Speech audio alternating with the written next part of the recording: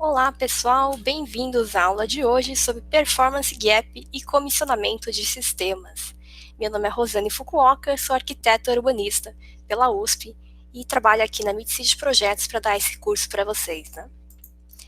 Então, aqui nós temos uma grande importância na questão, vocês viram conteúdo sobre eficiência energética em edificações, eficiência em novas construções, e agora a gente está vendo a eficiência na fase de operação. E muitas vezes a gente se pergunta se a eficiência da fase de projeto consegue ser mantida para a fase de operação, que esse é um dos grandes desafios que a gente tem. Então, o edifício é tão eficiente quanto previsto no projeto? Na prática, a gente vê que tem alguns problemas. Então, aqui a gente traz alguns casos para vocês verem. Esse aqui, por exemplo, de um sistema de BMS de iluminação, um sistema de automação da iluminação, na qual a gente tem aqui um pavimento tipo, com automação prevista, e na prática o que a gente encontra é que todos os sistemas, todos os circuitos estão em modo manual.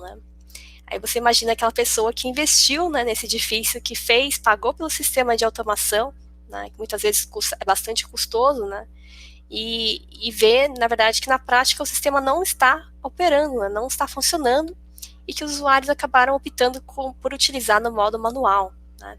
Imagina só, reparar com esse tipo de sistema, que já é complexo, e ver que não está sendo, não foi efetivo para os usuários.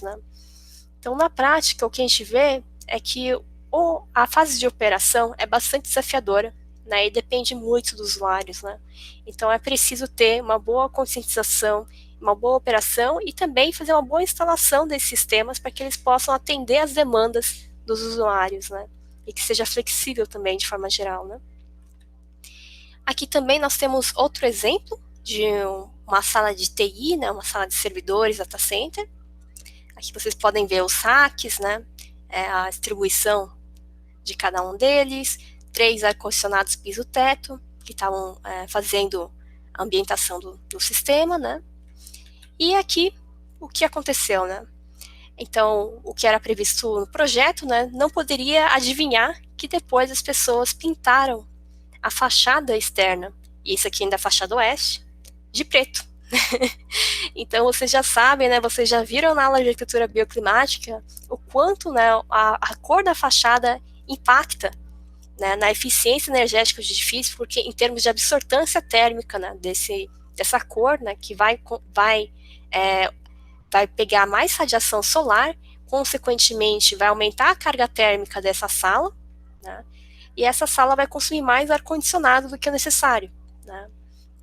Então aqui no caso, não é uma sala qualquer ainda, é uma sala que precisa de condicionamento 24 horas por dia, 7 dias da semana, 365 dias por ano.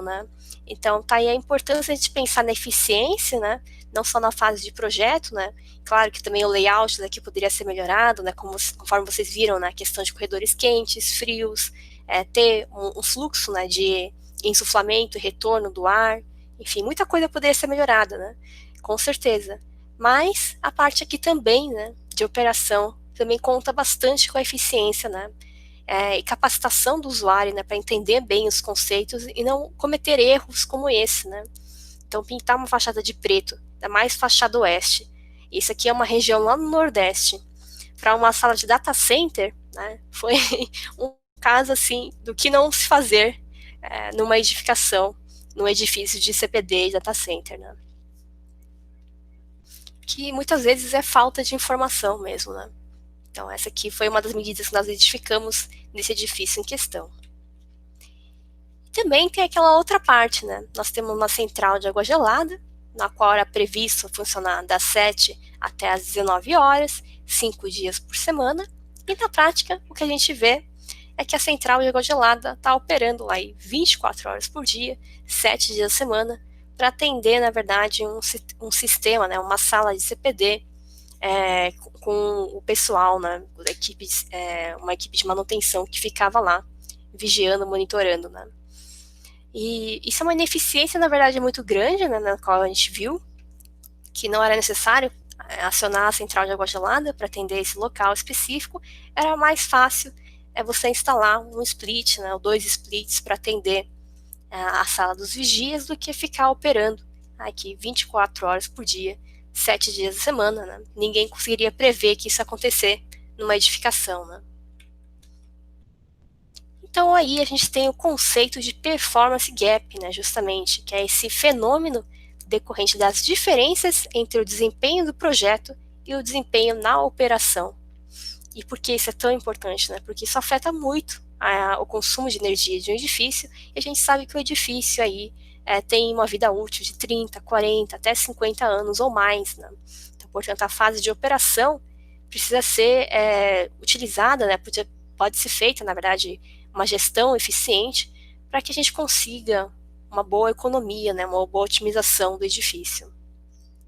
E conforme vocês viram, todas essas medidas, né? A performance gap do edifício está diretamente relacionada, né, com a operação por parte dos usuários. Né? Então, os usuários fazem a diferença quando a gente fala das edificações e, na prática, a gente depende muito, né, da conscientização dos usuários, né, por isso que é importante também fazer treinamentos, capacitações, para que as pessoas entendam a importância do sistema e consigam otimizar, né, eles da melhor forma possível. Né? E também entra a parte de comissionamento dos sistemas, que tem esse papel-chave no bom desempenho das edificações após a construção. Então aqui a gente mostra, né, uma edificação, um exemplo de uma edificação com a questão de performance gap. Né? Então, no Brasil, edifícios LEED têm consumo igual a edifícios normais, correspondendo até 150% do projetado, né? Então, muitas vezes as pessoas perguntam, mas é um edifício LEED, né? Devia ser mais eficiente. Pois é, devia ser. Mas a parte de operação, né? A gente sabe muitas vezes que é difícil manter a eficiência, né, dos sistemas, conforme a gente estava prevendo no projeto, né, e também devido às demandas dos usuários, né? Então a gente tem esse resultado aqui bastante alarmante, né? Não só no Brasil, mas também em outros edifícios de outros países, né? Então Nova York também, os edifícios com LEED, certificação LEED, Leadership in Energy and Environment Design, tem consumo igual a edifícios normais, né? Então imagina quão frustrante, né, é ouvir depois, né, que você faz todo o processo de certificação do edifício, que o seu edifício consome igual um edifício normal ou até mais do que um projetado, né? E no Reino Unido, né, os edifícios sustentáveis, né, considerados sustentáveis, consomem 150% do projetado. Né? Então, isso são dados alarmantes, assim, que mostram que a gente precisa se preocupar com a fase de operação da edificação. Né? E nesse gráfico aqui também, né, a gente mostra, né, uma edificação, que aqui a gente tem as emissões anuais de dióxido de carbono, que estavam previstas, né, estimadas pela certificação BREEAM, uma certificação de excelência e desempenho energético e de edificações lá no Reino Unido. Então, aqui era a previsão pela certificação, essa aqui era a previsão do projetista em emissões, o benchmarking do edifício, né, a boa prática, é esse aqui, e na prática, depois de 2 anos de operação, estava emitindo isso, né, de quantidade de dióxido de carbono anual. Né? Ou seja, muito acima do que estava previsto pelo projetista, do que estava previsto pela certificação e também, né, mais do que estava previsto a boa prática do benchmarking para um edifício dessa tipologia com essas características. Né? Então, isso é bastante importante, né, a gente reparar. E diante disso, o que a gente pode fazer na fase de projeto, construção e entrega da edificação para minimizar esses riscos de performance gap, né? Então, essa defasagem de desempenho energético de edifício, quando ele passa do projeto, construção, até a entrega e operação do usuário, né? E também faz a gente refletir, né, como a simulação pode ser mais realista para prever de fato, né, ou poder estimar qual que vai ser o desempenho energético de um edifício, né? Então, depois a gente vai comentar um pouco mais sobre isso, né? Mas primeiro vamos pensar no ciclo de vida de um edifício, né? Então, quem participa de cada etapa no ciclo de vida de uma edificação, né? A gente tem a concepção, o estudo e a viabilidade de um edifício. Depois a gente tem o projeto básico, o executivo, a construção da edificação, a entrega das plantas as-built, né, conforme foi construído, a fase de operação e manutenção, depois vem a reforma e retrofit e estratégias do final da vida útil. Né? Então essas são as etapas de um ciclo de vida de um edifício que a gente vai precisar pensar em mais detalhes. Né? E para isso vem a questão, o conceito de comissionamento. Né? Então, comissionamento é um termo bastante usado na certificação LEED, que é a Leadership in Energy and Environment Design, que justamente é essa definição que a gente coloca aqui, né? Um processo sistemático para assegurar, por verificação e documentação, desde a fase de concepção até um ano de operação, no mínimo, que todos os subsistemas funcionam adequadamente de acordo com a documentação, de acordo com o projeto previsto, né, anteriormente, incluindo também a preparação das pessoas na fase de operação do edifício. Né. Então, é um processo sistemático bastante importante de ser mencionado, né, quando a gente fala de manter o desempenho energético, de pensar em eficiência energética, porque entra o papel, né, desse agente de comissionamento. Né. Então, o agente de comissionamento, ele participa desde o início da concepção do projeto. Ele vai ser uma pessoa que vai ser um intermediário entre o cliente e a equipe de projeto, para conversar, né, com as equipes de arquitetura, de hidráulica, de ar-condicionado, de vários sistemas, entre outros, né, para garantir que estão sendo pensados na questão de eficiência desde a concepção do projeto. Né.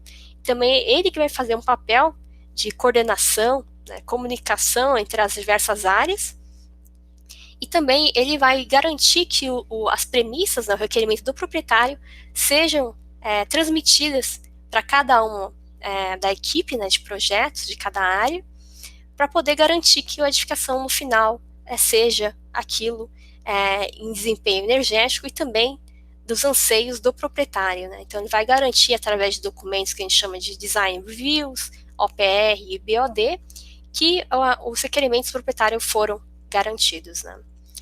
E também, não só isso, mas como essa pessoa, né, um agente de comissionamento, que pode ser um arquiteto, pode ser um engenheiro, desde que saiba, né, tenha conhecimento sobre as disciplinas, né, que está fazendo comissionamento, né, ele também vai fazer a verificação final, né, vai acompanhar a fase de projeto, ver a elaboração dos projetos, depois vai fazer uma verificação final, vai ver a instalação dos sistemas, vai fazer teste dos equipamentos, será que eles estão operando adequadamente, se eles estão bem instalados, se eles estão programados, se eles estão operando conforme as especificações técnicas. Né? E o comissionamento pode ser feito para diversos sistemas, né? Então, principalmente ar-condicionado, aquecimento, ventilação e ar-condicionado, o sistema de iluminação, né? O sistema de automação também é importante, e às vezes também entra a questão da envoltória, né? Então, pensar como a edificação pode ser mais eficiente e garantir a eficiência depois da fase de construção e entrega da obra, né? Então, aqui voltando no ciclo de vida, né, do edifício, o comissionamento, né, ele vai atuar aqui desde a parte de concepção, estudo de habilidade, né? Depois a gente vai falar também da questão de projeto integrado. E aí depois a fase ele vai aqui até a entrega, né, da construção, com treinamento, capacitação das pessoas que vão operar. Depois aí tem uma parte, né, que a gente precisa pensar na gestão de energia do edifício. E com o tempo a gente pode pensar em recomissionamento, se o edifício já tiver feito um comissionamento anterior, ou se é um edifício existente que não foi feito nenhum trabalho de comissionamento, vai ser feito um retrocomissionamento, né, dos sistemas, que também é só a mudança de nomenclatura para falar que é um edifício existente, né, que não foi feito nenhum trabalho anterior. Né. Então, aí, em retrocomissionamento também vai ser aquela análise sistemática, né, de cada um dos parâmetros para comparar com a eficiência prevista em fase de projeto. Né. Então, a otimização dos sistemas na fase de operação. É sempre importante manter uma periodicidade também, né, fazer de 5 em 5 anos, fazer um retrocomissionamento, um recomissionamento, no caso, para poder garantir que a operação está sendo feita otimizadamente. Né. Então, aqui a gente põe também alguns benefícios do comissionamento. Né. Então, esse aqui é um estudo que foi feito nos Estados Unidos, na qual eles relatam, né, o impacto do comissionamento em 44 edifícios, que eles viram, né, principalmente, que aqui vai ter redução de custos, melhoria da vida útil do equipamento, aumento da produtividade e segurança, aumento da qualidade do ar interno, com o comissionamento dos sistemas, aumento do conforto térmico dos usuários e, consequentemente, a redução de reclamações, né, para as pessoas que operam, né, fazem a gestão do edifício, né, que é um dado muito importante, inclusive até um dado de parâmetro indicador assim, da empresa de facilities, né, a quantidade de reclamações dos usuários previstas. Né. Então, aqui está uma série de benefícios que são encontrados no comissionamento dos sistemas, além também de garantir, né, esse desempenho energético previsto da fase de projeto até a fase de operação. Quando a gente fala desse performance gap, né, nós estamos mencionando sobre o projeto integrado, né, que na verdade é uma nova forma de atuação que estão surgindo nos escritórios de arquitetura, nos escritórios mais conceituados e mais novos, né, só estão trabalhando agora com o conceito de projeto integrado, né, e o que é isso, né? Então, vocês viram, na verdade, né, que para poder atingir conforto e eficiência, depende de vários fatores, né?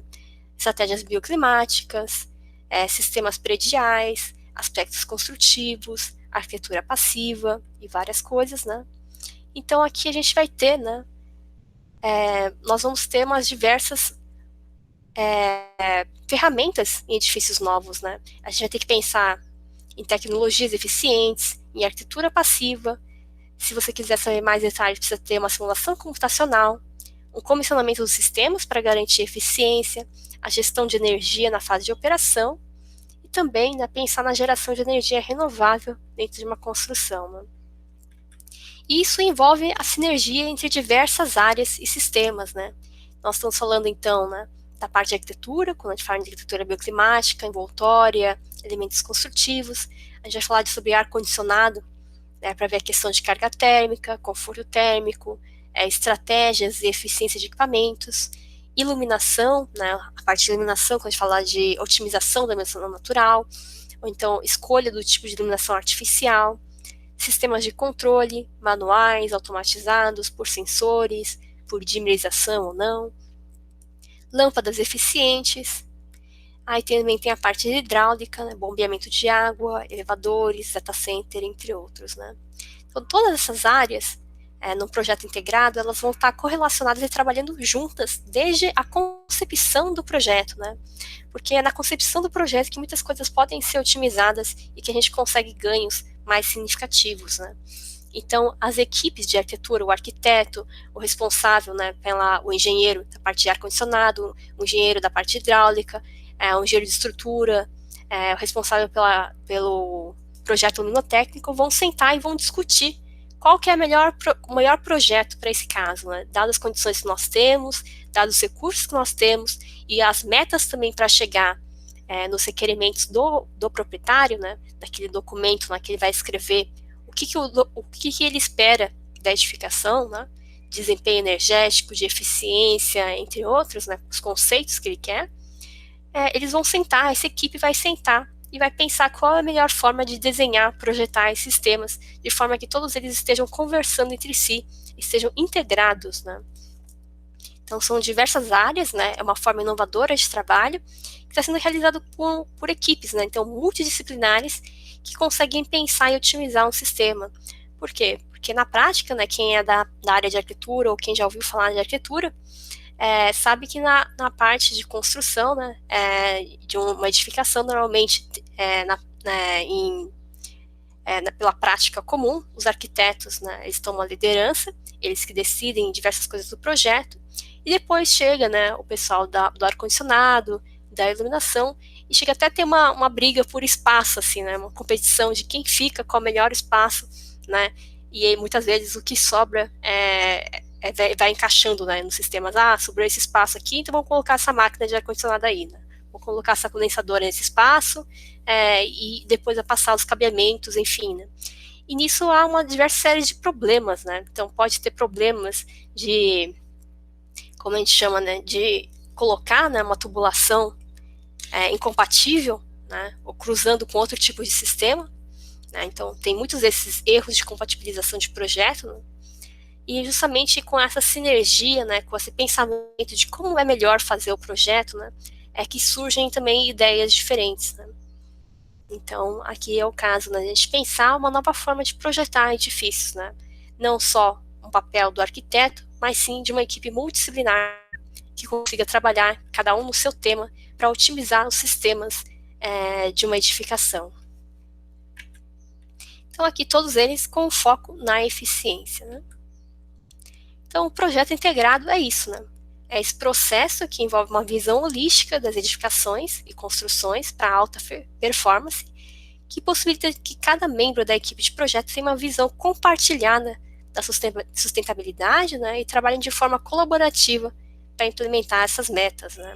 Então, esse processo consegue fazer essa otimização dos sistemas, reduzindo, portanto, né, os custos de operação, manutenção e minimizando as necessidades de novo investimento de capital, né. Então, bastante importante aí para nós pensarmos, né. E o que é? Isso nada mais é do que juntar as equipes, né, desde a fase de concepção do projeto, para poder trabalhar juntas, né.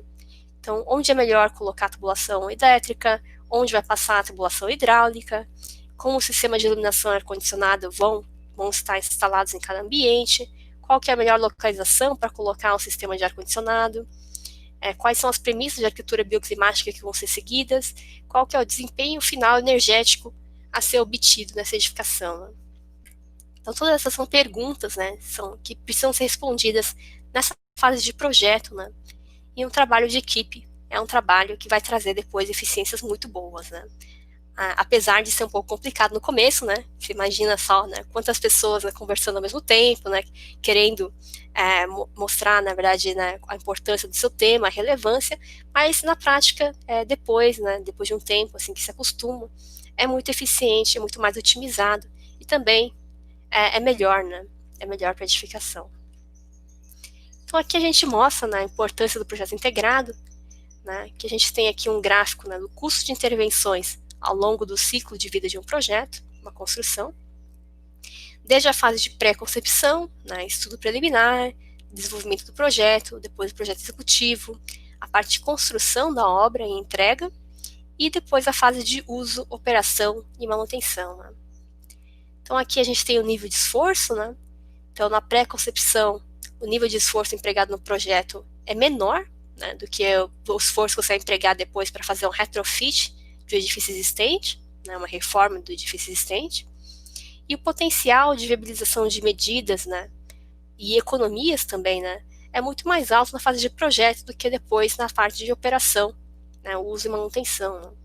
Então, é bastante importante, né, a gente perceber, né, a obtenção das maiores economias estão realmente no início. Por isso que é tão importante a gente pensar nessa fase de projeto integrado, de pré-concepção do projeto, né? Quanto mais avançado o estágio do projeto, mais alto o custo e menos eficiente a gente vai ter as nossas intervenções, né? Então, bastante importante salientar essa parte.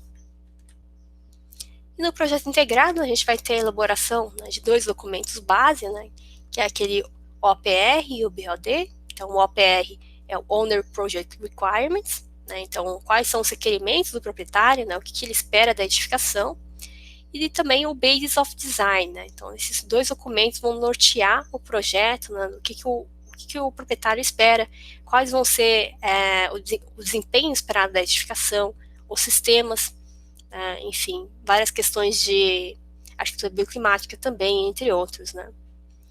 E é super importante envolver o usuário final também e futuras equipes de facilities, né, que vão operar o edifício, na elaboração, né, e também no treinamento, na capacitação para passar as informações do que está previsto em projeto para a parte final de operação do edifício, né.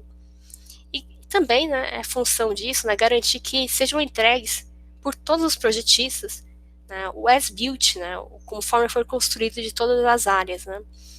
Por quê? Porque aqui no Brasil a gente sabe a correria que é a fase de projeto e construção, e depois que termina a obra, muitas vezes você vê as pessoas, né, indo embora, cada um vai para o seu lado, né, e esquece depois de atualizar as plantas, né.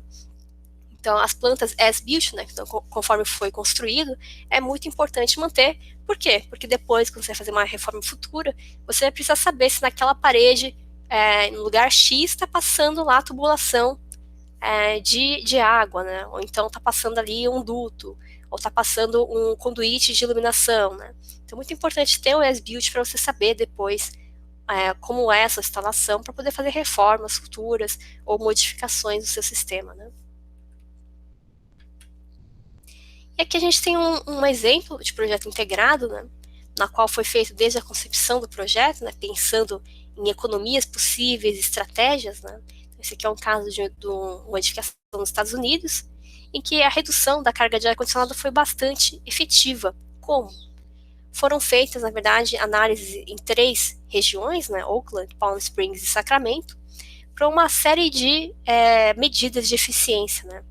Então, aqui no edifício base, a gente tinha lá o consumo 100%, né, da capacidade. Depois foram analisando medidas, por exemplo, como isolamento da cobertura. Né? Então, aqui vocês viram, né, que a capacidade de refrigeração caiu bruscamente. Né?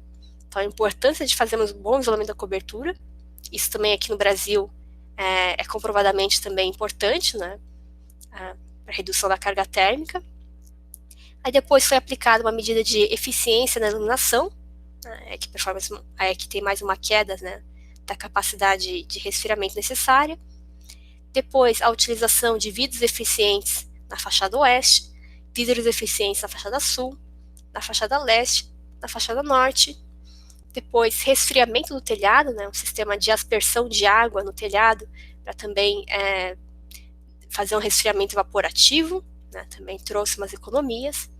Depois, estanqueidade, dimensionamento correto, né, do sistema de ar-condicionado. E, por fim, eficiência energética da unidade. Né.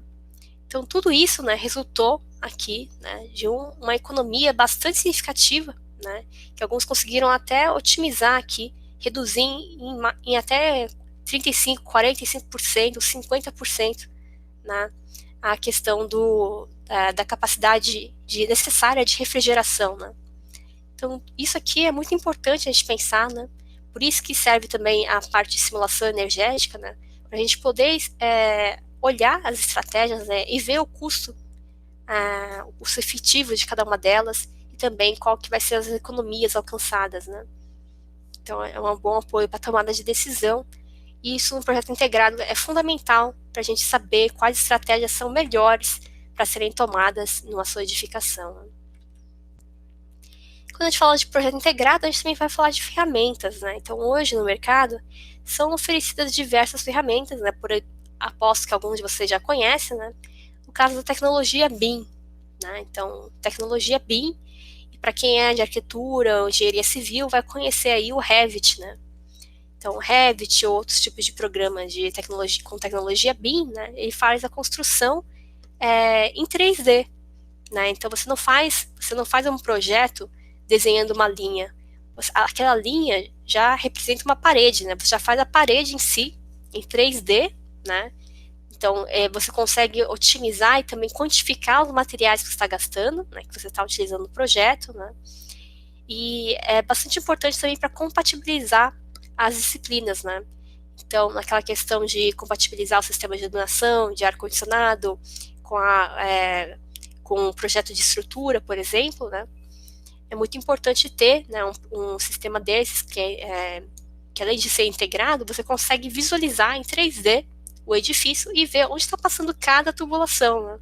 E se vai ter algum problema já de compatibilização de espaço, se um sistema está interferindo no outro, você vai ter que fazer uma melhoria, né, com relação a isso. Né?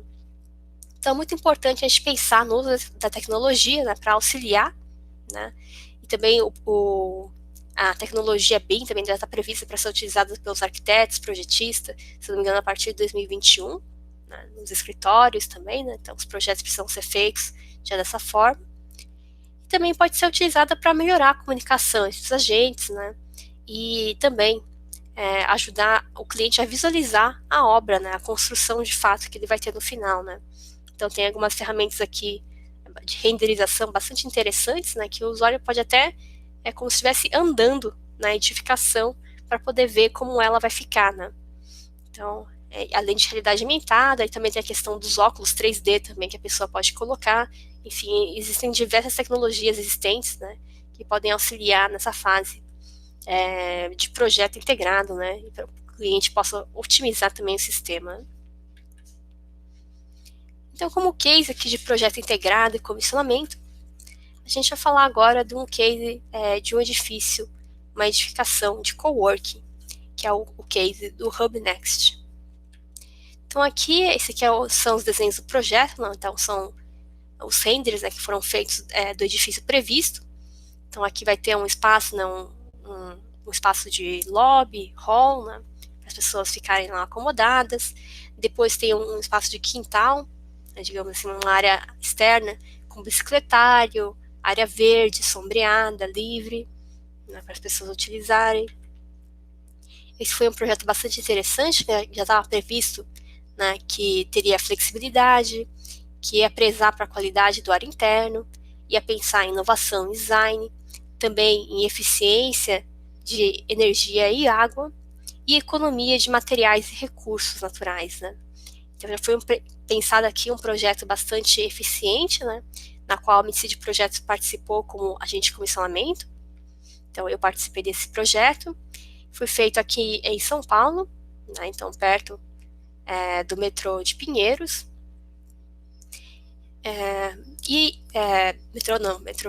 Metrô de Pinheiros, aqui em São Paulo. Foi feito num edifício existente, então foi feito um retrofit, né, uma reforma de uma edificação, que era um misto de edificações, na verdade, né, então aqui é um edifício de 1950, um edifício de 1940, e aqui uma entrada de acesso, né, para o local, né. Então foi feito um retrofit nesses andares, para criar esse coworking, né, no edifício de escritórios colaborativos, que está previsto ter um espaço de workshop, salas de reunião, sala de escritório, enfim, lounge, etc. E refeitório, entre outros, né?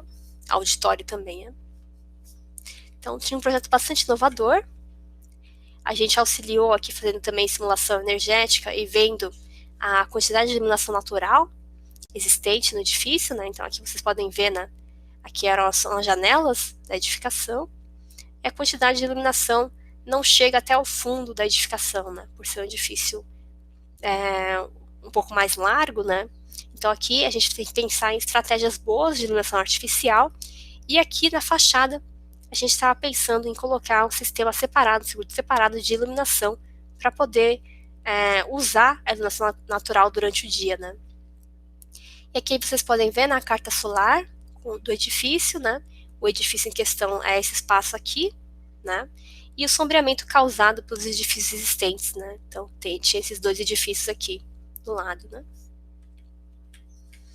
Aqui a parte de construção, né? Então foi feito o acompanhamento da reforma, a questão estrutural, depois a instalação dos sistemas, né? A gente também fez o teste das máquinas e dos sistemas de iluminação, de ar-condicionado, né, para garantir que estavam performando bem, que todas estão funcionando, né, que todas estão também bem identificadas. E também, né, a gente tem que ficar atentos, né, a possíveis problemas, né. Então, para quem já trabalhou em construção, sabe que tudo pode acontecer na fase de construção.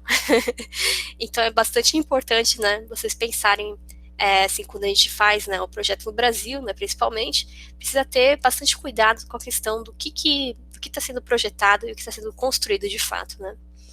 Então, aqui no caso, estava sendo feito um sistema de renovação de ar, aqui é o shaft, né, da tomada de ar externo, né, para poder renovar o ar desses ambientes, e a tomada de ar externo estava junto com a tomada de exaustão dos banheiros, né.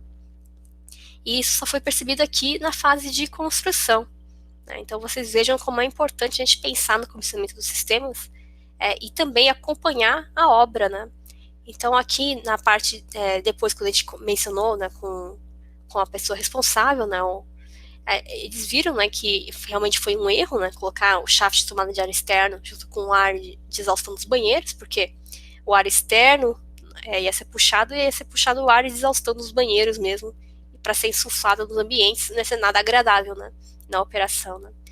Então, isso foi um problema que foi identificado, né, durante a fase de construção, foi corrigido, né, Então tem que fazer uma elevação dos shafts, fazer a orientação correta, enfim, né, para poder não pegar esse ar já viciado dos banheiros, de exaustão dos banheiros, e que mostra a importância, né, então, de fazer essa questão, uma sobreposição de sistemas.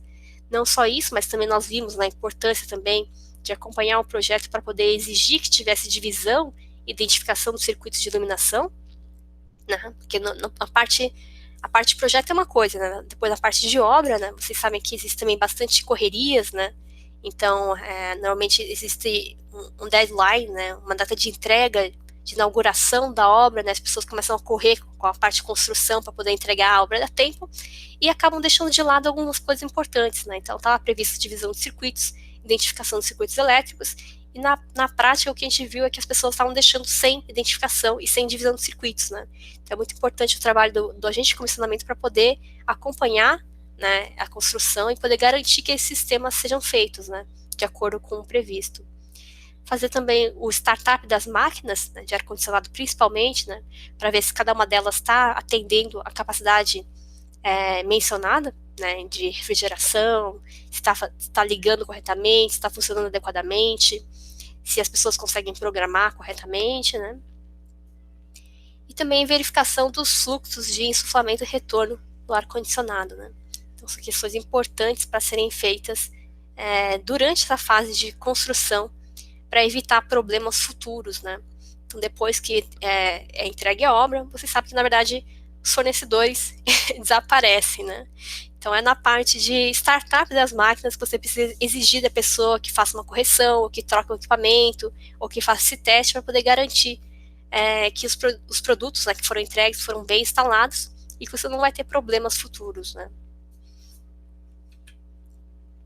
E aqui um outro exemplo, né, a gente traz um case 2, que é um hospital em São Bernardo, na qual um escritório de arquitetura famoso, SPBR, convidou a MITSID para pensar o projeto integrado com eles, né, então trazendo a gente como esse agente de comissionamento, né, responsável por pensar a eficiência energética da edificação, para a nova construção de um hospital, né. Então, um hospital que já foi pensado, né, um hospital público, que já foi pensando, já foi visto, né, pensando em eficiência energética e redução do custo de operação, já queriam fazer algo inovador, né, e nós atuamos justamente nessa fase de anteprojeto e projeto executivo para garantir os resultados, né, de eficiência e também de sistemas, né, então foi feita a otimização do sistema de iluminação, foi feita a otimização da parte construtiva, da envoltória, sombreamento, né, da edificação, e principalmente nesse caso do hospital, foi feita uma otimização do sistema de ar-condicionado. Então, através de simulação energética, nós vimos que não era necessário condicionar todos os ambientes do hospital. Por exemplo, na área de sala de espera, de halls, era possível fazer ventilação natural nesses locais, reduzindo assim a capacidade necessária de refrigeração na edificação, reduzindo, portanto, o custo de investimento necessário, né, para a instalação de um equipamento desse tipo, né. Então, aqui é bastante importante a gente pensar nessa questão, né, é um exemplo de hospital que foi muito bem feito, né, que foi construído, e depois também é bastante importante, né, foi bastante importante ter essa parte de projeto integrado e pensar na eficiência dos sistemas nessas etapas iniciais, né. Então, com isso eu termino minha apresentação, né? Muito obrigada a todos que assistiram, né? Qualquer dúvida, a gente tem aquela aula, então, para tirar, né, e resolver algumas pendências. Então, muito obrigada, um bom dia a todos.